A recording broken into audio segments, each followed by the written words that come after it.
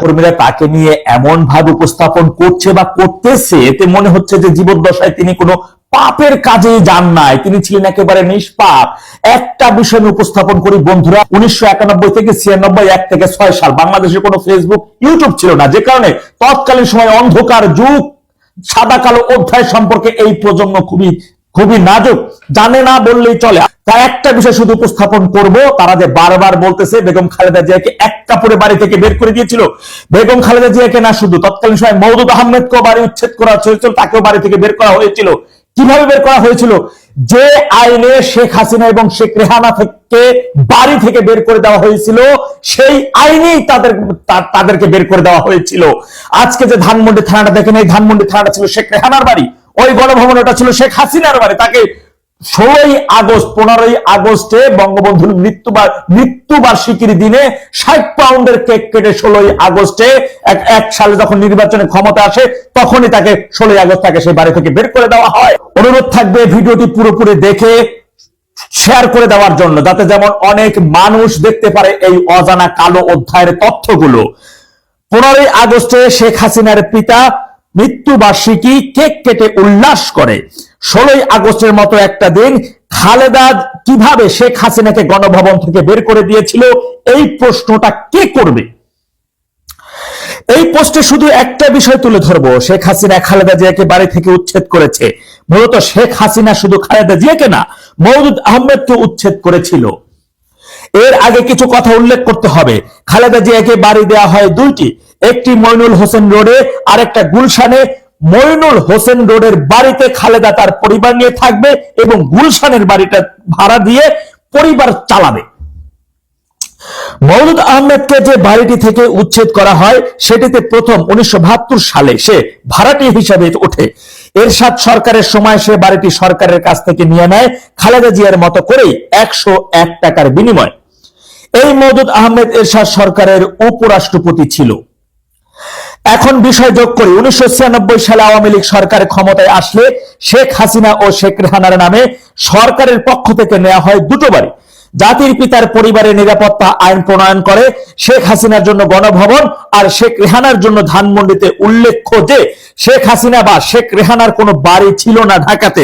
ধানমন্ডি 32-এর বাড়িটা 1994 সালে শেখ হাসিনা ও শেখ রেহানা জাতির জন্য বরাদ্দ করে দেয়, মানে ওই বাড়ির মালিক বাংলাদেশের জনগণ। 2001 সালে বিএনপি ক্ষমতায় এসে শেখ হাসিনা ও শেখ রেহানা বাড়ি থেকে বের হয়ে যেতে নির্দেশ দেয়।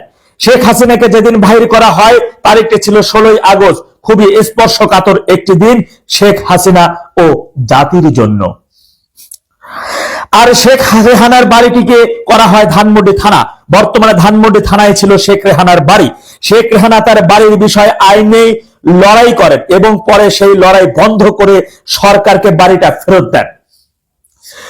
এর মূল কারণ ছিল তিনি জনগণের জন্য, যেহেতু সেখানে থানা হয়েছে, জনগণের কাজ হচ্ছে, এই জন্যই তিনি কোর্টে করা পিটিশন আবার তুলে নেন। 2008 সালে আওয়ামী লীগ ক্ষমতা এলে খালেদা জিয়া ও মওদুদ আহমেদ উভয়কেই সরকার বাড়ি ছাড়ার নির্দেশ দেন। সেই আইনে, যে আইনে মওদুদ আহমেদ শেখ হাসিনা ও শেখ রেহানাকে উচ্ছেদ করেছিল। উল্লেখ্য যে মওদুদ আহমেদ ছিল খালেদা জিয়ার সরকারের আইনমন্ত্রী। খালেদা ও মওদুদ আহমেদকে আইন শৃঙ্খলা বাহিনী দ্বারা উচ্ছেদ করা হয়, কারণ খালেদারা ছিল ব্যক্তিত্বহীন, আত্মসম্মানহীন, নির্লজ্জ। তাদের মতো করে আইনে নির্দেশ দেওয়ার পরেও তারা নির্লজ্জের মতো বাড়ি দখল করে রেখেছিল। যেভাবে শেখ হাসিনা ও শেখ রেহানা নির্দেশ পেয়ে বাড়ি ছেড়ে দিয়েছিল, সেভাবে খালেদা মওদুদ বাড়ি ছাড়েনি।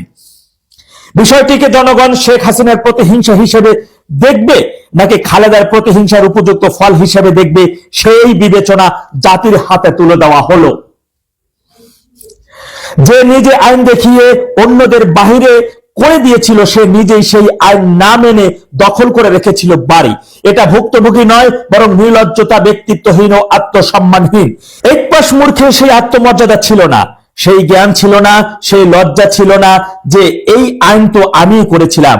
উল্টো মিডিয়ার সামনে নির্লজ্জের মতো কেঁদে কেঁদে বলছে ওরা আমাকে বের করে দিয়েছে।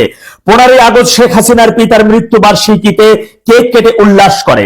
16ই আগস্টের মতো একটা দিনে খালেদা কিভাবে শেখ হাসিনাকে গণভবন থেকে বের করে দিয়েছিল, এই প্রশ্ন করবে কে? অথচ কান্না করছে বেগম জিয়ার জন্য।